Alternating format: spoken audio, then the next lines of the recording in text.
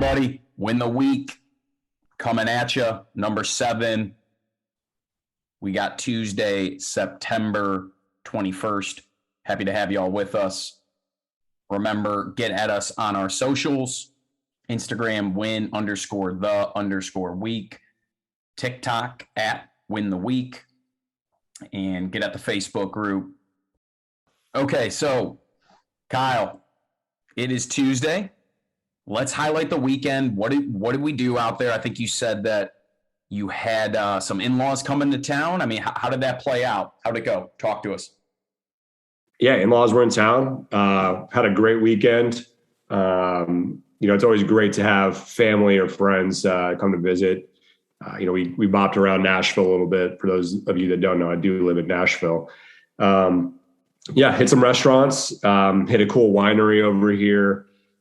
Just had a great weekend, watched some football. And overall, just great to spend time with family. They live in Ohio, and so we don't get to see them very often. So when we do, it's always a great time. And, got to go out to eat and spend some good quality time with family, which is always a great thing. So overall, it was a great weekend. Had a great time. And how about you, Joe? What was your weekend like? You had a big birthday, I know, on Thursday. So how was the weekend? Yeah. Had the big birthday. So that was great. Actually up in Cleveland now, originally my hometown. So with some family as well, seeing some old friends, checking a few boxes on the professional level as well. So, but it was a great weekend. It's always good in town in Cleveland, especially during the fall football season with the Browns. So it was a great weekend. And it sounds like between the two of us, we really got a lot of personal relationships and investing in friendships and family, which is, one of the 10 ways to win. So it's great that, I think we were able to check those boxes this weekend and kind of reconnect on a face-to-face level with, some family and friends. That's really important for sure. So it was a good weekend, and we're getting after it this week. We're going to win again. Right. And today we will be hitting on number 3 out of the 10 ways to win, which is sleep. So on your assessment, where you want to be in the ideal world here at a 5, being perfect on this portion, we're surfing for around that 8 hours a day, right? So get your assessment out, see where you guys are at. Let's talk a little bit today and how we can improve on that and get us as close to 8 hours a day on average as possible. So Kyle, talk to us a little bit about, I know sleep consistency is something that, came up, and talk to us a little bit about that. Yeah. And consistency is huge. So, there's a reason why we set it up 8 hours a day on the assessment, because, that's what the recommended amount of sleep is. Now, I know it can be difficult, obviously, with work and things going on. Getting 8 hours isn't always easy thing to do. So obviously you just have to adjust. I think one of the easiest things here is to have a set schedule, right? Your body kind of gets into a rhythm. So you don't really want to be going to sleep at 12 one night and 10 the next and kind of being all over the place. Try to be consistent. Try to say, hey, I'm going to fall asleep at 11 every night. Right. So that's a big one. And then if for whatever reason you're not able to get 8 hours, try to catch up on some sleep on the weekend. Sunday should be a day where you're shutting it down and getting some rest. So if you need to, sleep in Sunday or grab a nap, that's always recommended as well. Now, there's a couple of things when we talk about sleep consistency that can really have a negative impact on, your quality of sleep and, what that sleep looks like. So one is alcohol. So, during the week, I recommend not drinking at all if you can, because it really does have a negative impact on your sleep. So even if you're getting a good amount of sleep from a time standpoint, say you're getting 8 hours, but if you're drinking, obviously you're just not getting a high quality sleep. So I would recommend staying away from alcohol on the weekdays, catching up on sleep, making sure you're getting quality sleep, because we know on, Friday night, Saturday night, if you're drinking, obviously that's going to have an impact. So just try to stay away from alcohol during the week, especially from a sleeping standpoint, because it's going to help you there. One thing too is stay away from eating like a heavy meal before you go to sleep. It really has a negative impact on the quality of sleep as well. And one piece of information that I have is, I know it's tough and I know we're kind of glued to our phones at this point, but try to shut down the TV and the phones 30 minutes prior to going to sleep. The screens have an impact on your eyes, and it really just causes you not to really get sound sleep as well. So what I do and what I would recommend people do is before you go to bed, put your phone on silent, just get off your phone for a bit. Don't fall asleep with a TV on.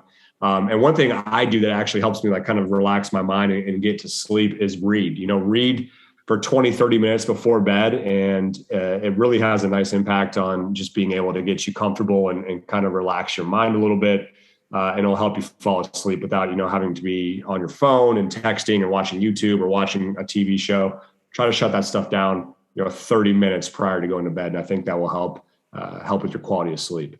Joe, I know we kind of talked there about some consistency and what to avoid and some tips there, but what about, getting a good quality sleep?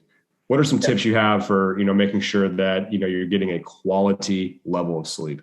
Yeah.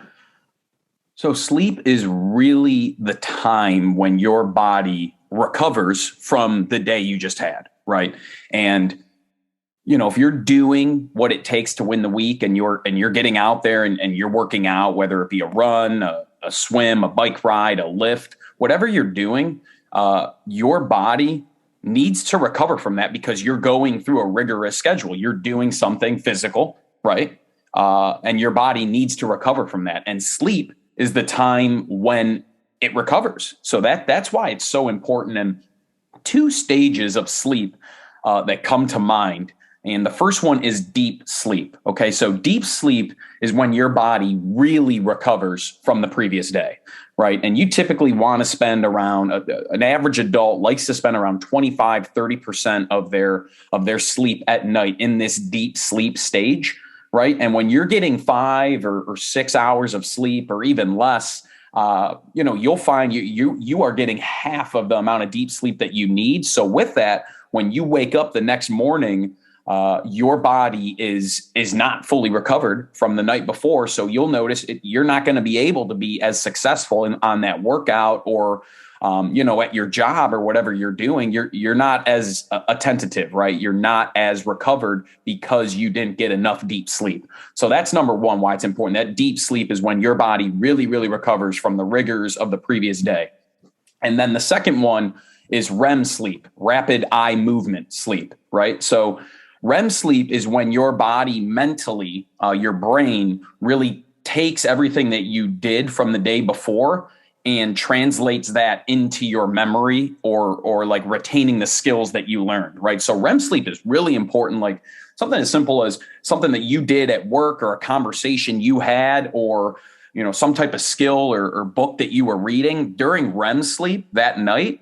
After you do those activities, that's when your mental brain starts to translate that to memory and skills, right? So REM sleep is very important because that's when you're actually mentally, when you're recovering and sleeping mentally, is when you are retaining that information and retaining what you did the day before. So the 2 things that, deep sleep is more physical. Your body is physically resting and recovering from the previous day. And REM sleep is when your body is mentally recovering from the previous day and translating things that you did into memories and skills, right? So, one thing I'll say about this is like, hey, like how the heck do you know how much deep sleep or REM sleep you're getting, right? It's definitely something you can't just figure out when you wake up every morning. I'll give a special shout out here to a product I've been using. It's called Whoop. It's a fitness tracker, pretty much lives on my wrist 24/7. It does incredible things in regards to the data it collects from sleeping. It's definitely the best I've seen on the market. I'll literally wake up. It'll tell me exactly how many hours I slept. It'll give me a highlight of what my heart rate was during my sleep. And it'll say, hey, you spent X amount of hours in deep sleep. You spent X amount of time in REM sleep. It really is far and beyond the best product on the market in regards to figuring out your recovery and how you slept for sure. So that's just something, if you guys and gals are looking to figure out how can I track my sleep better and know what stages I'm in, shout out Whoop. It'll put you in a good spot. Yeah, I'd used Whoop for a while too. And I was kind of skeptical on the sleep portion of it because I'm thinking, how are they really getting a gauge on this? Is this kind of just a recommendation, or how accurate is this? And the things that I found were pretty interesting are, based on how they graded the actual quality of your sleep. I actually felt that. So when I got a good night's sleep, it reflected that. And surprisingly enough, if I was drinking or if I didn't get a great sleep, it would reflect that in the results. So I was a little skeptical about that when I first started using it, but it was pretty amazing at how accurate it was.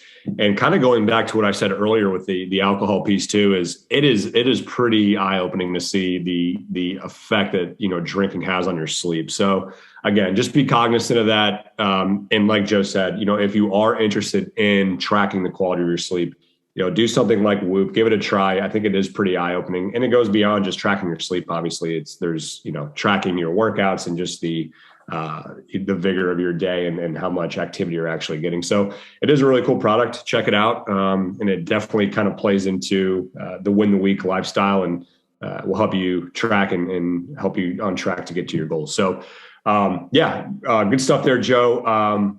What else do you have for us? Sleep is very important. There's a reason it's number 3 out of the 10 ways to win. When you're not doing it correctly, it really influences the rest of those 9 other ways that we have on the assessment. It's a symbiotic relationship. So if you're not getting the sleep that you need, you're not going to be able to hit your workout goals. You're not going to, be as attentive when you're reading or learning on something, or be as attentive professionally, right? So with that, get back at us on our socials. We will see everybody on Thursday, September 23rd. Let's continue to check those boxes and get better and work on those assessments and reach our goals this week. Get at us at our socials, Instagram, TikTok, Facebook. Y'all know the drill. Follow us on the podcast, Spotify, Apple Music, and we will see you Thursday morning.